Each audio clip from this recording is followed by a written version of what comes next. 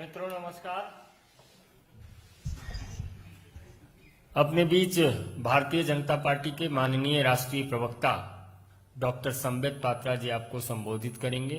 मेरा विनम्र निवेदन है माननीय संबित जी से कि आपको संबोधित करें। धन्यवाद आदरणीय संजय जी। यहाँ बैठे सभागार में सभी पत्रकार बंधुओं को बहुत बहुत धन्यवाद कि एक शॉर्ट नोटिस में आप लोग सब यहाँ आए। और आज मैं बताना चाहूंगा कि ये जो प्रेस वार्ता है ये जनसाधारण के लिए बहुत महत्वपूर्ण प्रेस वार्ता है। खास करके आप जानते हैं हिंदुस्तान और पूरा विश्व कोविड से लड़ रहा है और आज हिंदुस्तान जिस प्रकार से सेकेंड वेव से लड़के वैक्सीनेशन के माध्यम से आगे बढ़ रहा है, कुछ ऐसी राजनीतिक पार्टियां हैं और खास करके कांग्रेस पार्टी जो इस वैक्सीनेशन ड्राइव को डिरेल करना चाहती है, भ्रम का वातावरण तैयार करना चाहती है, भ्रम फैलाना चाहती है वैक्सीनेशन को लेकर, उस विषय में यह प्रेस कॉन्फ्रेंस है।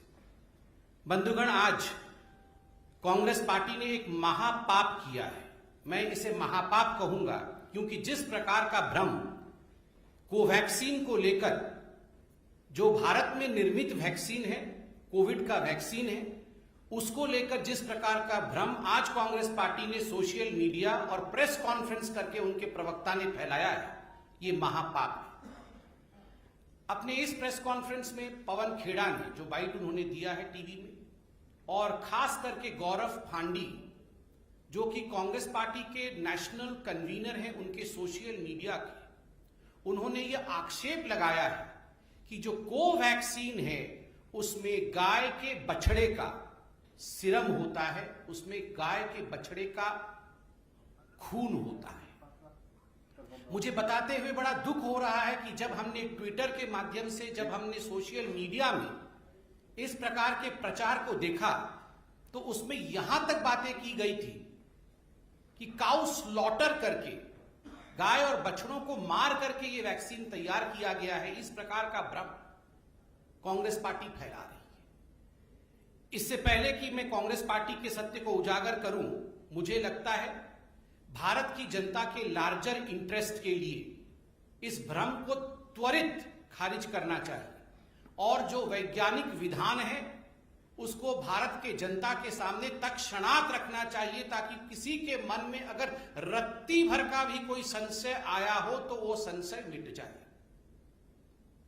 पहली बात तो यहां भारतीय जनता पार्टी स्पष्ट करना चाहती है, और एक पॉलिटिशियन होने के नाते नहीं और केवल एक डॉक्टर होने के नाते भी नहीं, जो साइंटिफिक कम्युनिटी ने और जो हेल्थ मिनिस्ट्री ने अभी क्लैरिफिकेशन दिया है इस विषय को लेकर, वो क्लैरिफिकेशन पब्लिक डोमेन में मौजूद है और स्पष्ट रूप से ये क्लैरिफिकेशन और साइंटिफिक डोमेन आज हिंदुस्तान का कहती है कि कोवैक्सीन में कोई बछड़े का सीरम या गाय का खून नहीं है।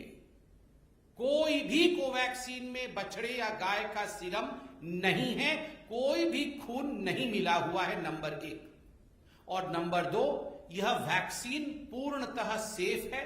इसमें किसी प्रकार का कोई अपभ्रंश, जिस प्रकार का एक कम्युनल एंगल देते हुए इसे अपभ्रंशित करने की कोशिश की जा रही है, ऐसा कोई अपभ्रंश नहीं। देखिए, मैं एक डॉक्टर भी हूं, मैं इसे टेक्निकली थोड़ा सा 10-20 सेकंड में आपको समझाना चाहूंगा। ये जो काव या काफ मतलब बछड़ा होता है, ये जो काफ का सीरम होता है, ये सीरम किस लिए इस्तेमाल किया जाता है? ये एक लॉन्ग स्टैंडिंग ग्लोबल प्रैक्टिस है। कई वैक्सीन में, पोलियो की वैक्सीन में, रेबीज की वैक्सीन में, इन्फ्लुएंजा की वैक्सीन में, इनिशियल तौर पे ये सीरम इस्तेमाल किया जाता है ताकि जो वेरो सेल्स हैं, जिस सेल में वायरस को रेप्लिकेट कराना है, उस सेल को एनरिचमेंट, अगर मैं साधारण हिंदी में कहूं तो खाद का काम करता है। ये सेल जब ग्रो कर जाती हैं, वेरो सेल्स ये कहलाती हैं। इस वेरो सेल में बाद में जो कोविड के वायरस होते हैं वो वायरस छोड़े जाते हैं, कोरोना के वायरस छोड़े जाते हैं। ये वायरस इन सेल्स में रेप्लिकेट करती है और रेप्लिकेट करते समय ये जो वेरो सेल्स होते हैं वो संपूर्णतः खत्म हो जाते हैं। और एक महत्वपूर्ण बात, वैक्सीन बनाने से पहले ये जो वेरोसेल्स जिसमें कल्चर किया जाता है उसको अच्छी तरीके से धोया जाता है केमिकल्स के माध्यम से, ताकि उसमें किसी प्रकार से कोई सेरम का इंग्रेडिएंट नहीं रहे। वैसे भी वेरोसेल समय के साथ समाप्त हो जाता है और उसके अंदर जो वायरस रेप्लिकेट करते हैं उन वायरसेस को निकाल करके उस वायरस को इनएक्टिवेट करके, क्योंकि ये डेड वायरस वैक्सीन है, उसको इनएक्टिवेट करने के बाद कोवैक्सीन बनाया जाता है। ये सारे विषय बड़े स्पष्ट रूप से टेक्निकली हमारे देश के बड़े वैज्ञानिकों ने समझाया और समय समय से समझाया। उसके बावजूद कांग्रेस पार्टी ने जिस प्रकार की उद्दंडता की, धृष्टता की, महापाप किया है, the Congress party has sinned today. ये पाप से और सिन से कम नहीं। करोड़ों लोगों को किस प्रकार से बचाना है, किस प्रकार से पूरे विश्व का सबसे बड़ा वैक्सीनेशन ड्राइव चला करके हमारे देश के प्रधानमंत्री नरेंद्र मोदी दिन रात एक करके इस काम को आगे बढ़ा रहे हैं। विश्व का सबसे बड़ा वैक्सीनेशन ड्राइव चल रहा है और कांग्रेस पार्टी का एक ही ध्येय और वो ध्येय है Daryl the vaccination process of India. ये वही कांग्रेस पार्टी है, आप याद करिए, ये कांग्रेस पार्टी दो चीजों के याद रखी जाएगी, वैक्सीन हेजिटेंसी को प्रमोट करने के लिए और दूसरा वैक्सीन वेस्टेज के लिए। वैक्सीन हेजिटेंसी आप याद करिए, इसी कोवैक्सीन के लिए किस प्रकार के बयान कांग्रेस पार्टी के नेताओं ने दिए। मनीष तिवारी से लेकर बाकी तमाम जो बड़े नेता थे उन्होंने कहा ये कोवैक्सीन तो खतरनाक वैक्सीन है, इसकी तो जांच नहीं हुई है, इसके पूरे रिसर्च कंप्लीट नहीं हुए हैं, we are treating Indian people as guinea pigs. उस समय कहा गया कि इंडियन लोगों को, हम भारत के लोगों को गिनी पिग के रूप में भारत की सरकार ट्रीट कर रही है कोवैक्सीन देके। और उस समय कांग्रेस के सरकारें जिन राज्यों में है, खास करके छत्तीसगढ़ की सरकार ने प्रेस कॉन्फ्रेंस करके कहा कि हम कोवैक्सीन नहीं लेंगे। पंजाब में भी आप देखिए, पंजाब की सरकार ने पहले कहा हम नहीं लेंगे, बाद में वहां तो वैक्सीन प्रॉफिटियरिंग होने लगा, अर्थात कोवैक्सीन लेते थे, कोवैक्सीन प्राइवेट हॉस्पिटल्स को देते थे, वहां से प्रॉफिट जेब में लेते थे। आप सोचिए जरा किस प्रकार वैक्सीन हेजिटेंसी को प्रमोट किया गया। वैक्सीन वेस्टेज, राजस्थान में, छत्तीसगढ़ में, राजस्थान में वैक्सीन, कोवैक्सीन को आपने लेके जमीन के नीचे गाड़ दिया, आपने उनको कचरेदान में फेंक दिया, आपने उनमें आग लगा दिया। So you have promoted, the Congress party has sinned right from the very beginning by promoting vaccine hesitancy and by promoting vaccine wastage. Apart from what we have rightly pointed out, profiteering from vaccine also in Punjab. People of this country are not going to forgive the Congress party for what they have done. और आज इस मंच पे से Bharatiya Janata party पूरी responsibility के साथ, जिम्मेदारी के साथ एक ही सवाल कांग्रेस पार्टी से पूछ रही है। आदरणीय सोनिया जी, राहुल जी, प्रियंका जी, आप तीनों ही कांग्रेस हैं, you three are the Congress. आप तीनों बताएं, आप तीनों ने कब अपना पहला डोज लिया और कब अपना सेकेंड डोज लिया है? क्या गांधी परिवार वैक्सीनेटेड है या गांधी परिवार वैक्सीनेटेड नहीं? गांधी परिवार कोवैक्सीन पर विश्वास करती है या गांधी परिवार कोवैक्सीन पर विश्वास नहीं करती? और यह सवाल केवल भारतीय जनता पार्टी का नहीं है, यह सवाल समूचे हिंदुस्तान का है कि क्या वो लोग जो चाइना में जाके एमओयू साइन करते हैं, क्या वो लोग जो डोकलाम में जिस प्रकार का बर्ताव करते हैं, क्या वो लोग जो फॉरेन कंट्रीज में जाकर के हिंदुस्तान के मस्तक को झुकाने का काम करते हैं, वो हिंदुस्तान के वैक्सीन के ऊपर, हिंदुस्तान के इंडिजिनस प्रोडक्ट के ऊपर विश्वास करते हैं और है या नहीं? और राहुल जी, सोनिया जी और प्रियंका जी जवाब दें कि वो वैक्सीनेटेड है या नहीं। बंधुगण, आज से ठीक एक हफ्ते पहले रॉबर्ट वाड्रा, गांधी परिवार के एक और रत्न, उन्होंने भी कहा था कि लोग भ्रमित हैं, लोग जानते नहीं हैं ये वैक्सीन कैसे बनते हैं, इनका कॉम्पोजिशन क्या है, इनके साइड इफेक्ट्स क्या है। रॉबर्ट वाड्रा जी, आपके पास तो इतनी जमीन है, मेडिकल कॉलेज खोल के भर्ती होइए, वहां पर पूरा पढ़ के आइए प्रोसेस वहां से। जब कोवैक्सीन लॉन्च होता है तब कहते हैं हम कोवैक्सीन लेंगे नहीं, इससे खतरा हो जाएगा। जब पूरा पीक पे रहता है सेकेंड वेव तो कहते हैं हमारा कोवैक्सीन कहां है, हमारे बच्चों के कोवैक्सीन कहां चले गए। क्या मजाक बना के रखा हुआ है कांग्रेस पार्टी ने। और देखिए, एक बहुत बड़ा त्रासदी है पूरे विश्व का। इस त्रासदी में हम सब की आवश्यकता है कि हम साइंटिफिक बेंट ऑफ माइंड, वैज्ञानिक दृष्टिकोण के साथ आगे बढ़े, ना कि इस प्रकार की बातों के साथ जो भ्रम कांग्रेस पार्टी फैला रही है या फैला चुकी है और जो आज हम डिस्पेल कर रहे हैं। मगर इसका सवाल जो हमने पूछा, इसका जवाब जरूर दे सोनिया जी, राहुल जी, प्रियंका जी और वाड्रा जी भी दे दे कि इन्होंने सारे लोगों ने, चारों ने वैक्सीन लिया है कि नहीं लिया है, कब लिया है, कौन सी वैक्सीन ली है, कोवैक्सीन पे विश्वास करते हैं या नहीं करते हैं, ये सब जरा बता दें। बहुत बहुत धन्यवाद। कोई आपके मन में प्रश्न हो तो अवश्य पूछें। ये सर, 2 दिन पहले मैं आईएमए के प्रेसिडेंट का इंटरव्यू किया था। उन्होंने कहा कि ये जो वैक्सीनेशन प्रोसेस है this should be speeded up और it should be much faster. With the statement that has come today, do you feel that this is not helping in the purpose of vaccination process and hesitancy that has been created from the blue? see, number one, as far as the vaccination process, the speed and the scale in India is concerned, there's no doubt that India is in fact one of the fastest moving vaccinating country. Look at the size of this country. But despite this size, way India has moved ahead with vaccination is something which is quite applaud-worthy. We should applaud India's vaccination process. Number two, as far as suggestions from various quarters that the speed should still be high, for that, in fact, the Government of India has rolled out an action plan as to how the Government of India is going to vaccinate most of the Indians by the end of this year, and we all are aware of it. We should have complete faith in the Government of India's plan. As far as promoting vaccine hesitancy is concerned, I reiterate that present day's functioning of every person in India should be with a scientific bent of mind. And of course, when politicians who are great contributors as far as influence is concerned, when they come out and speak the way the Congress politicians and some in Samajwadi Party have been speaking, remember, there was time when some politicians said that this vaccine is not an Indian vaccine, this is a BJP ka vaccine. And I will not take the vaccine. मैं तो vaccine लूंगा नहीं, जब हमारी सरकार आएगी तब हम vaccine देंगे. And then we had slew of Congress leaders who in fact did not show any interest in Covaxin. Rather, they pointed fingers toward Covaxin. And of course, with today's statement, which is a sly attack on Covaxin, vaccine hesitancy would be promoted, which would not be fair for the vaccine drive of India. Thank you. दो सवाल हैं मेरे।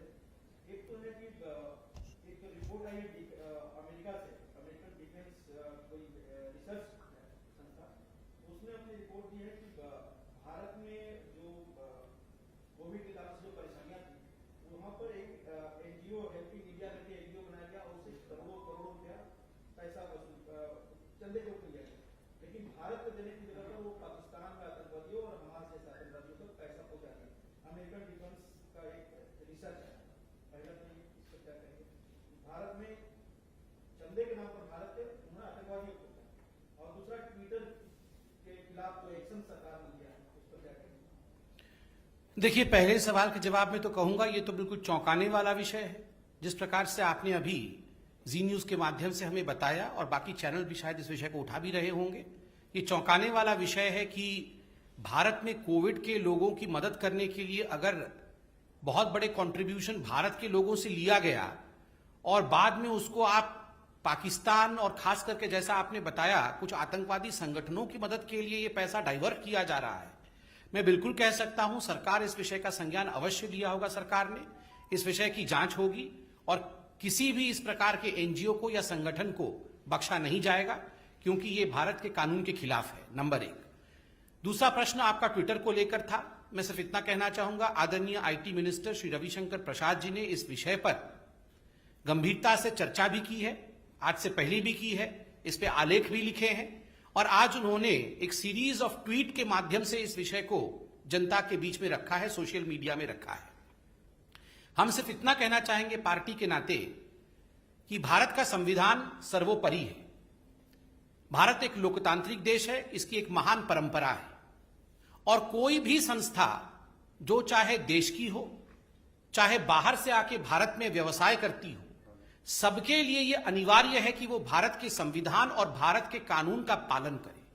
अगर भारत के parliamentarians Bharat के सदन में, parliament में कोई कानून पारित करते हैं, सभी का कर्तव्य है, चाहे वो भारत के नागरिक हो, चाहे भारत में बिजनेस करने वाले वाणिज्य की संस्थाएं हो, चाहे वो प्लेटफॉर्म्स हो, सभी के लिए अनिवार्य है कि उन कानूनों का जिनको कि विदित हिंदुस्तान के संसद ने किया है उसका पालन करे। और जो इसका पालन नहीं करेगा, स्वाभाविक है जो हमारे देश के नियम है उसके अनुसार कार्यवाही होती है। हमें सिर्फ इतना ही कहना है। बाकी आईटी मिनिस्टर रविशंकर प्रसाद जी ने इस पर बहुत गंभीरता के साथ और बहुत विस्तृत जानकारी उस पर रखा है।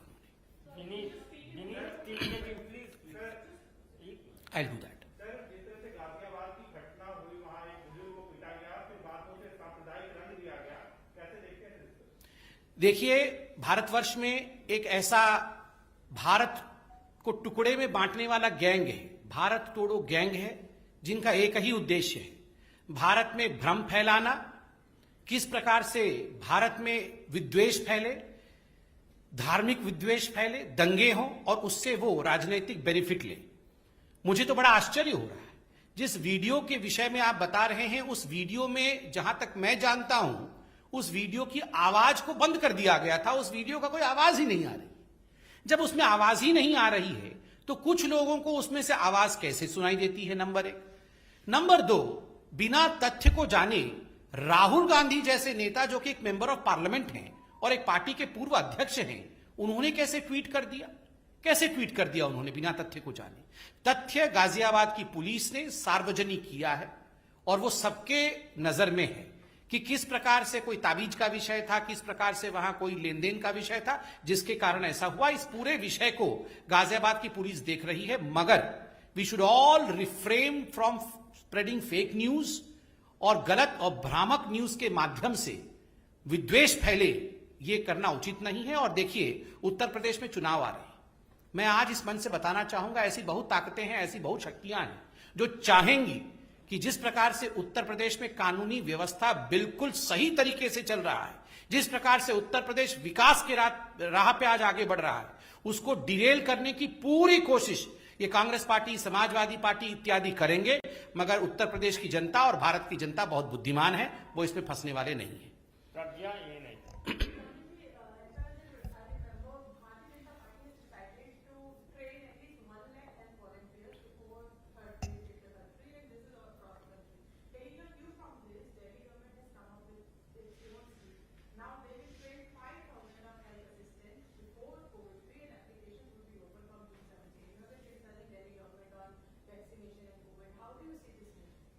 Thank you for the question, Pragya.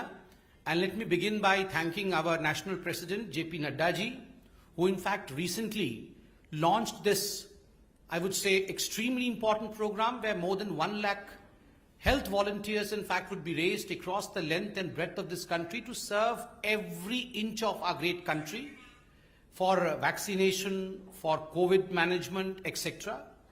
And this is a welcome move. I take the opportunity of thanking Nadda ji.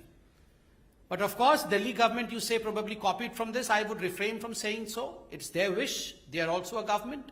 They can do so. But my only suggestion to Mr. Kejriwal ji is, the only question rather to Mr. Kejriwal ji is, if similar preparations would have been made in Delhi during the second wave, probably Delhi would not have seen a maximum deaths in India. Delhi would not have seen the kind of situation that we all saw during the second wave.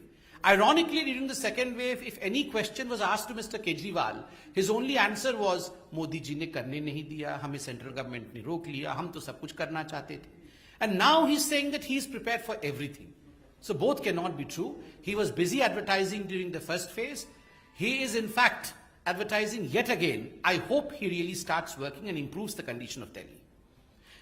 Inka English mein.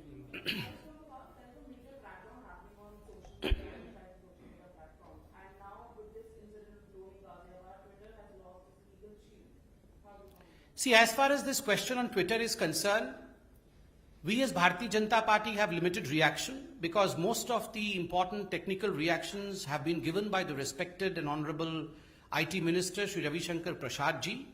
He has come out with a series of tweets also today.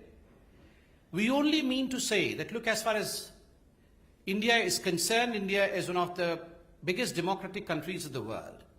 We have our own constitution and our constitution is sacrosanct. Citizens of India, all those practicing business within the premises of India, be they Indian companies or be they platforms from outside India, they all have to abide by the rules, the regulations, the constitution of India. They all have to abide by the laws which have been formulated by the respected member of parliaments within the precincts of Parliament of India. And any company who refuses to do so, of course, will have to face the consequences as per the rule of India. No one is immune, I would say. As we citizens of India, as any company, no one can say that, well, I am immune because I am something special. No one is special. The only special status is to the Constitution of India. Thank you. Himanshu Republic Yes, Himanshu ji.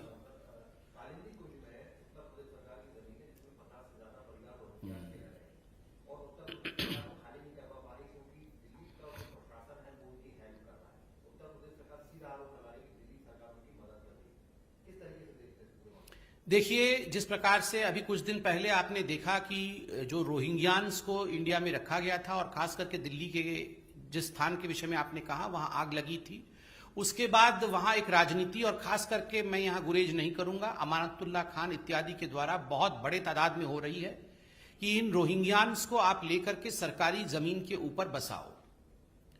देखिए, सरकारी जमीन पर किसी को बसाया नहीं जा सकता, यह हिंदुस्तान का कानून है। और जिस प्रकार की राजनीति आम आदमी पार्टी, जो तुष्टीकरण की राजनीति आम आदमी पार्टी कर रही है, ये बिल्कुल स्वाभाविक है, ये हम सब जानते हैं। और केवल आम आदमी पार्टी नहीं, कांग्रेस पार्टी, आम आदमी पार्टी इसी प्रकार की तुष्टीकरण की राजनीति करती रही है, तभी वो सीएए के खिलाफ हमेशा से ही आवाज उठाते रहे। मैं तो इतना ही कहना चाहूंगा कि देखिए, वास्तविक रूप में अगर आम आदमी पार्टी को आप देखेंगे तो ये रोहिंग्यान भक्त है। आजकल राम भक्त बनने की एक्टिंग कर रहे हैं, क्योंकि वो कहीं ना कहीं चुनाव में प्रवेश करना चाहते हैं वास्तविक रूप में वो रोहिंग्यान भक्त। बहुत बहुत धन्यवाद। राम नारायण श्रीवास्तव जी, अंतिम। धन्यवाद।